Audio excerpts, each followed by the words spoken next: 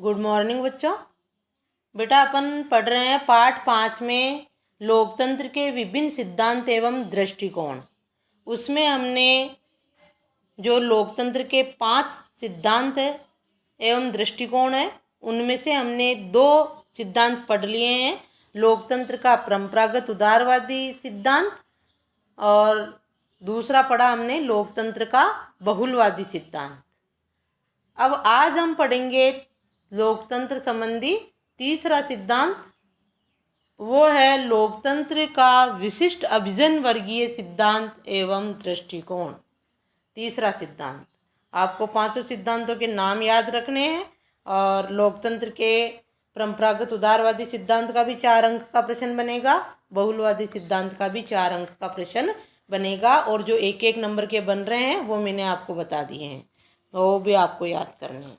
और बहुलवादी सिद्धांत में कुछ आगे लिखना था, वो भी आपको जो मैंने बोला वो लिखकर उसका वर्णन पूरा करना है। अब देखो आप, तीसरा सिद्धांत लोकतंत्र का विशिष्ट वर्गीय या ब्रैकेट में अभिजन वर्गीय सिद्धांत एवं दृष्टिकोण।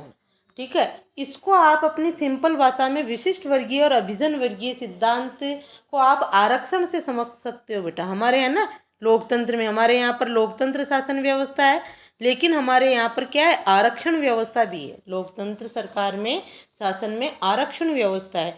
इसमें क्या है, विशिष्ट वर्गीय, जो विशिष्ट वर्ग है, जो पुराने ज़माने में हमारी परंपरागत रूढ़िवादी विचारधाराओं के अनुसार जो वर्ग पीछे पिछड़ के रह गए हैं, उनको जो विशिष्ट वर्ग में लिया गया है, अभिजन वर्ग में लिया गया है, और उनको आगे बढ़ाने के लिए, उनको समाज की मुख्य धारा से जोड़ने के लिए, वो हाशिएकरण पर चले गए थे, है ना, थोड़े पिछड़ गए थे मुख्य विचारधारा से, तो उनको जो है मुख्य विचारधारा से जोड़ने के लिए लोकतंत्र का ये सिद्धांत भी हमने अपनाया है, विशिष्ट वर्गीय या अभिजन वर्गीय सिद्धांत एवं दृष्टिकोण।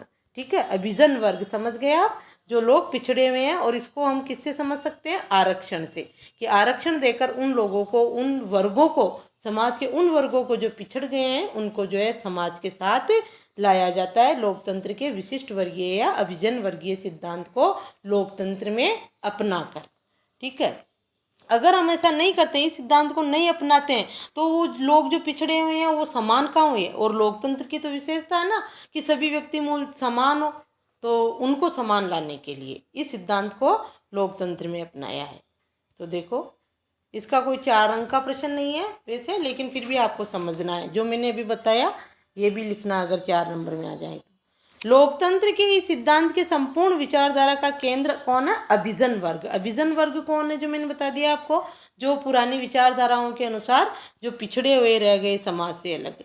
इस सिद्धांत का प्रतिपादन करने वाले प्रमुख विचारक रॉबर्ट मिचेल्स, पेरेटो, बर्नहम, सी राइट, मिल्स आदि है। तो ये आपके 1 नंबर का प्रश्न बनेगा कि लोकतंत्र के विशिष्ट वर्गीय सिद्धांत के विचारकों के नाम बताइए। ये इंपॉर्टेंट क्वेश्चन है बेटा, सभी सिद्धांतों के विचारकों के नाम आपको वर्णन आ जाए तो भी लिखना है, और वैसे 1 नंबर का अलग से भी पूछा जा सकता है, तो वर्णन में याद कर लो आप थोड़े ध्यान से, तो 1 नंबर का वैसे ही याद हो जाएगा। तो ये जो है इसके विचारक है कौन कौन, अभिजन वर्गीय सिद्धांत या विशिष्ट वर्गीय सिद्धांत के विचारक रॉबर्ट मिचेल्स, मॉस्का, पेरेटो, बर्नहम, सी राइट और मिल्स आदि। रॉबर्ट मिचेल्स एक जर्मन विचारक है। रॉबर्ट मिचेल्स जो है जर्मन विचारक है, और उसने अपने विचार दी पॉलिटिकल पार्टीज, इसमें छोटे प्रश्न बनेंगे ज़्यादा ही, एक तो विचारकों का पूछा जा सकता है, और जो रॉबर्ट मिचेल्स है वो कहाँ के हैं, जर्मन विचारक है, ये भी आपको ध्यान रखना है। और उनकी पुस्तक का नाम है ये द पॉलिटिकल पार्टीज नामक ग्रंथ में उन्होंने अपने विचार प्रस्तुत किए हैं। तो ये भी आपको पूछा जा सकता है, रॉबर्ट मिचेल्स की पुस्तक का नाम क्या है या ग्रंथ का नाम क्या है, या ऐसे पूछा जा सकता है कि द पॉलिटिकल पार्टीज नामक ग्रंथ किस विचारक का है, किसका है, रॉबर्ट मिचेल्स का। रॉबर्ट मिचेल्स कहाँ के हैं, जर्मन के हैं। तो इस तरह से कोई सा भी छोटा प्रश्न बन सकता है, important question. The political parties नामक ग्रंथ के लेखक या रचयिता या विचारक कौन है, रॉबर्ट मिचेल्स। तो अंडरलाइन करके स्टार ही बना लो इस पे, तो आप इम्पोर्टेंट। ठीक है, तो आपको एक तो अभिजन वर्गीय सिद्धांत के विचारक का नाम भी याद हो गया और इनकी पुस्तक का नाम दी पॉलिटिकल पार्टीज। इस पुस्तक में इन्होंने अपने विचार प्रस्तुत किए थे वशिष्ठ वर्ग यानी अभिजन वर्ग के लिए। अगला प्रश्न आपके आज मॉस का इतालवी विद्वान है जिसने अपने विचार दी रूलिंग क्लास, ये पुस्तक का नाम है, नामक कृति में प्रस्तुत की। ये भी आपके प्रश्न एक नंबर के 3 प्रश्न बन गए इस पैराग्राफ में आपके। और घुमा फिरा के पूछे तो उल्टे सीधे कैसे सीधे कैसे भी बन सकते हैं। तो दी रूलिंग क्लास पुस्तक के लेखक कौन है? मोस्का इतालवी। ठीक है, या मोस्का इतालवी ने कौन सी पुस्तक लिखी? The ruling class. तो आपको ये अच्छे से याद रखने हैं, स्टार बना लो इस पे। और अभिजन वर्गीय सिद्धांत के विचारकों के नाम और अभिजन वर्ग क्या है वो मैंने आपको बता दिया है। और ये सिद्धांत हमने क्यों अपनाया कि अभिजन वर्ग को मुख्यधारा से जोड़ने के लिए। अगला सिद्धांत है आपका लोकतंत्र का मार्क्सवादी सिद्धांत एवं दृष्टिकोण। हमने देखा था उधर मार्क्सवादियों ने लोकतंत्र को पूंजीवादी लोकतंत्र कहा था, है ना, राजनीतिक लोकतंत्र में। तो लोकतंत्र का मार्क्सवादी सिद्धांत एवं दृष्टिकोण कौन सा है? मार्क्सवादी, कार्ल मार्क्स का नाम सुना होगा आपने, है ना, उसी ने जो है मार्क्सवादी सिद्धांत प्रतिपादित किया। देखो, लोकतंत्र का मार्क्सवादी सिद्धांत लोकतंत्र के एक विशिष्ट रूप को प्रस्तुत करता है जो अपनी प्रकृति से एक प्रकार का आर्थिक लोकतंत्र है। मार्क्सवाद जो है मार्क्सवादी सिद्धांत किस प्रकार का है? प्रकृति से आर्थिक लोकतंत्र, जो हमने पढ़ा ना, रूप लोकतंत्र का। किंतु मार्क्सवादियों ने इसे जनवादी लोकतंत्र कहना पसंद किया है। मार्क्सवादियों ने जनवादी लोकतंत्र, पूंजीवादी लोकतंत्र कहा था मार्क्सवादियों ने, वही जनवादी लोकतंत्र कहना पसंद किया है। मार्क्सवाद लोकतंत्र का मूल विचार कार्ल मार्क्स, अंडरलाइन कर लो, कार्ल मार्क्स तथा फ्रेडरिक एंजल्स की विचारधारा में दिखाई पड़ता है और इसे व्यवहारिक रूप से लेनिन, स्टालिन, माओ से तुंग आदि ने दिया है। इसके विचारक पूछ ले आपको मार्क्सवादी सिद्धांत के, तो ये 2 नाम याद रख लो आप, कार्ल मार्क्स और फ्रेडरिक एंजल्स की विचारधारा है इसमें। ठीक है,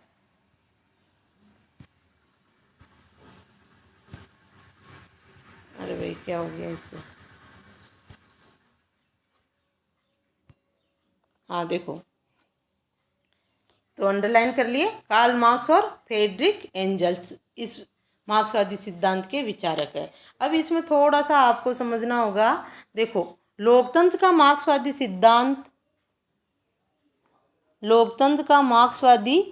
सिद्धांत, इसके आगे तीर का निशान बना के लिखो। लोकतंत्र का मार्क्सवादी सिद्धांत आर्थिक समानता पर बल देता है। यहाँ से लगाओ तीर का निशान, सिद्धांत यहाँ लिखो, आर्थिक समानता पर बल देता है और वर्ग विहीन समाज की स्थापना, लिखो बेटा।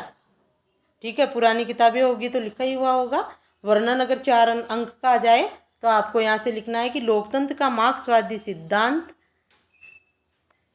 आर्थिक समानता पर बल देता है और वर्ग विहीन समाज की स्थापना चाहता है।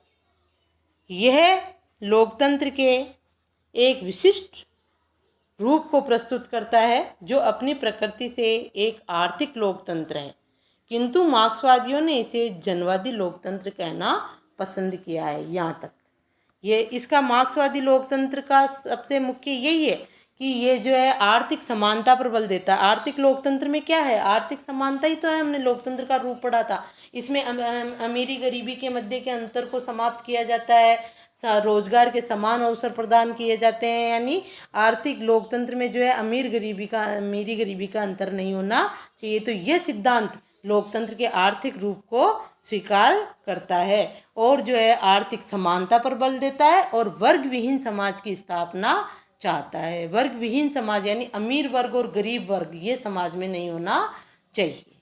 ठीक है, तो आप ये लिख लिए, लोकतंत्र का मार्क्सवादी सिद्धांत आर्थिक समानता पर बल देता है और वर्ग विहीन समाज की स्थापना चाहता है। फिर यहाँ से ही वापस लोकतंत्र यह है, फिर जोड़ लेना, यह है लोकतंत्र के एक प्रकार के विशिष्ट रूप को प्रस्तुत करता है जो अपनी प्रकृति से एक प्रकार का आर्थिक लोकतंत्र है, किंतु मार्क्सवादियों ने इसे जनवादी लोकतंत्र कहना पसंद किया है। ठीक है, और फिर पूरा ही मार्क्सवादी लोकतंत्र का विचार कार्ल मार्क्स तथा फ्रेडरिक एंजल्स की विचारधारा के रूप में दिखाई पड़ता है। इसके मुख्य विचारक ये दोनों ही है। बाद में तो लेनिन, स्टालिन, इन सब ने जो है इसको अपना लिया था।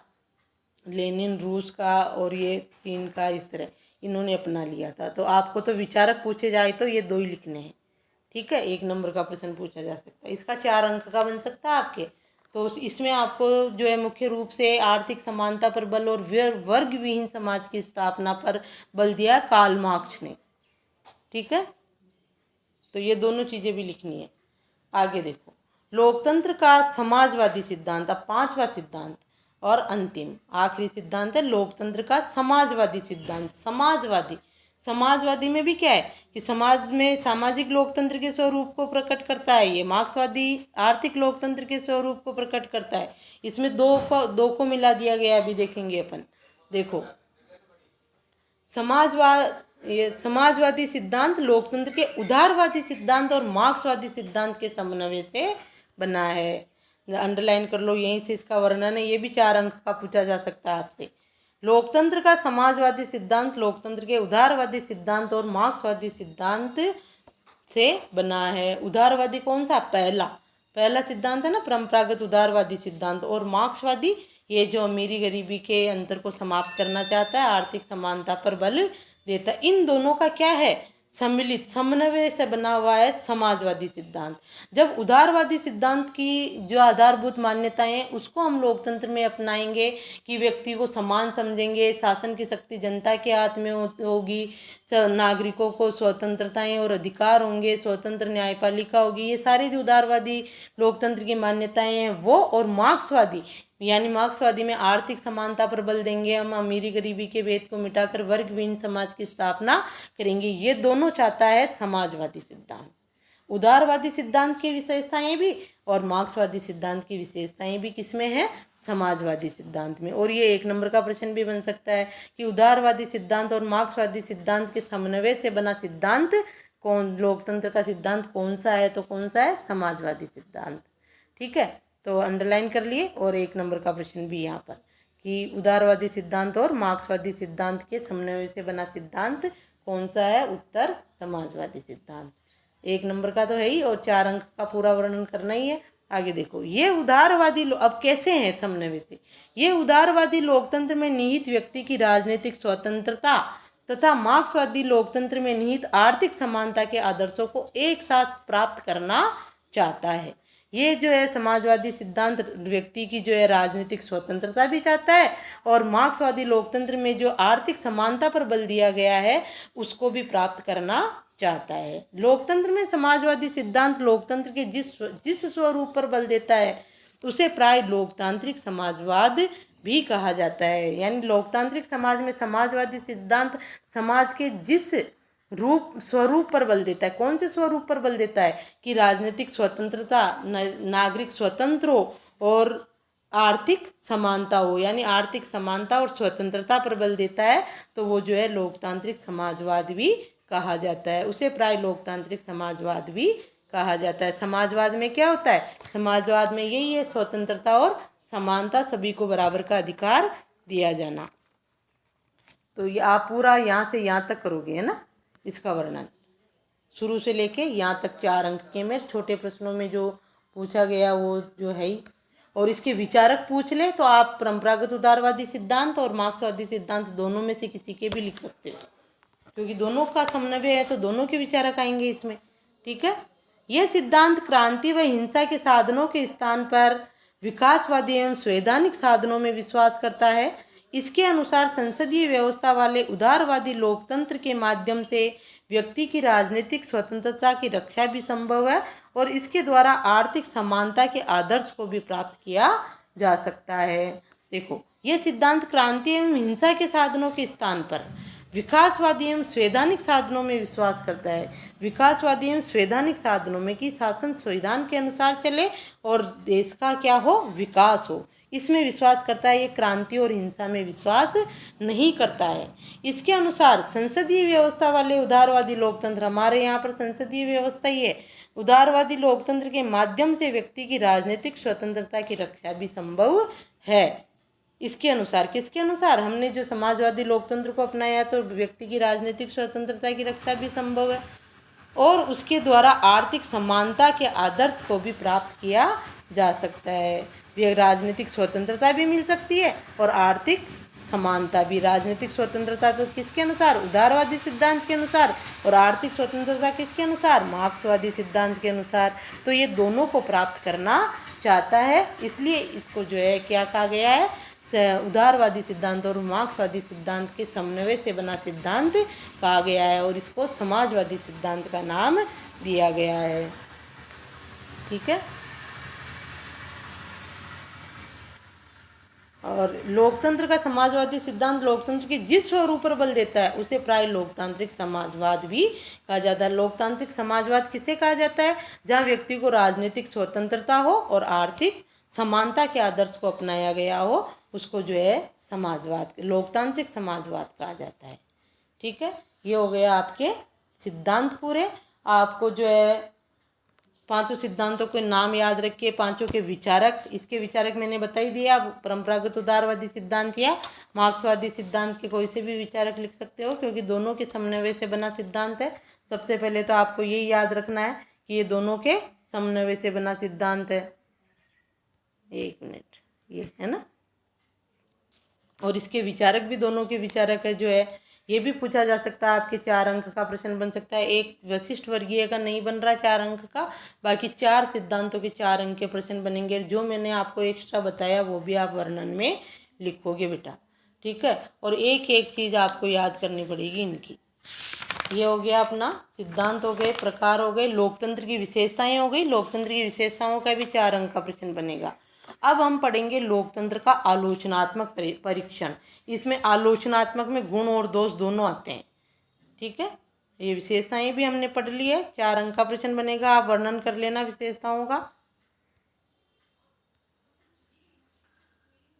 चलो ठीक है, बंद।